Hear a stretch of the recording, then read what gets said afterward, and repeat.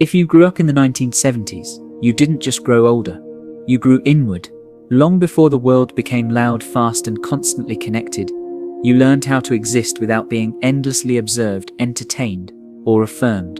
And somewhere along the way, you may have started to feel different, not broken, just out of sync. As if the pace of modern life skips over something you still carry quietly inside. You might have wondered why you're more reflective than reactive, why you value depth over noise, or why being alone has never scared you the way it seems to scare others. Psychology would tell you this isn't accidental. You were shaped in a time that required emotional self-reliance, patience, and internal grounding. You weren't constantly reassured or redirected. You had space to think, to feel, to notice the world and yourself without interruption. What you developed wasn't emotional distance, it was emotional structure. While others learned how to perform, you learned how to process. While others were taught to seek validation, you learned how to listen inward. And now, in a world obsessed with visibility and speed, those quiet traits can feel misunderstood or undervalued, but they are not outdated. They are rare, and more importantly, they are powerful. You don't need to announce your confidence. You don't need constant confirmation that you're on the right path. You check in with yourself. And if something feels misaligned, you adjust quietly, without drama. That inner authority gives you stability. You don't crumble when approval is withdrawn. You don't overextend yourself just to be liked. You can stand alone in your decisions, even when it's uncomfortable. What you built wasn't ego, it was grounding. And in a world that constantly looks outward for identity, your ability to stand inward is one of your strongest psychological advantages. Psychology shows that people who think this way tend to maintain stronger identity boundaries. You don't dissolve into collective belief just to feel secure. You stay rooted in your own reasoning while remaining open to new information. This balance is rare. You can adapt without surrendering discernment. You can engage without being absorbed.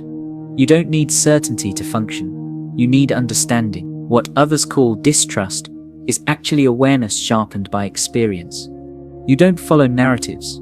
You follow truth as closely as you can see it. You may have noticed that your social circle is smaller than most, but the bonds you keep carry depth, history, and emotional truth.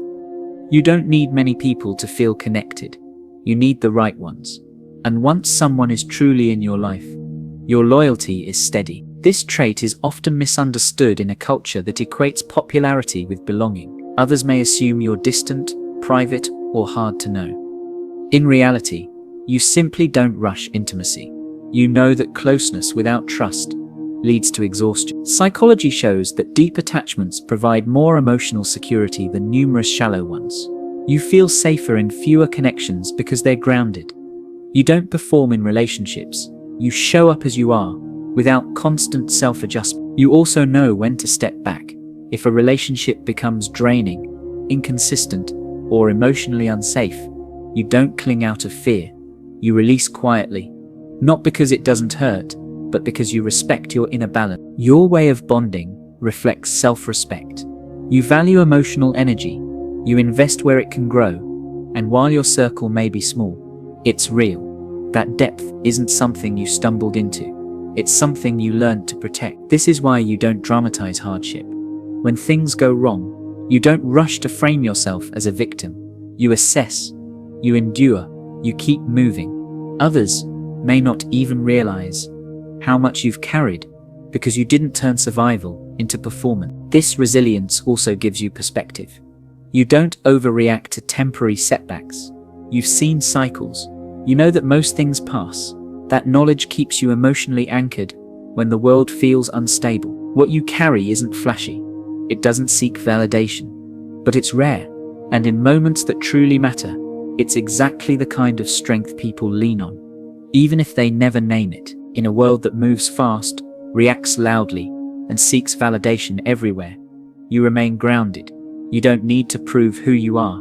You already know. You've learned how to listen inward, how to stand alone without fear, and how to connect without losing yourself. These traits were never meant to make you blend in. They were meant to help you endure, understand, and grow with integrity.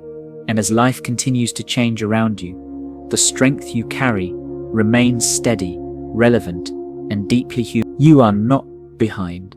You are rooted.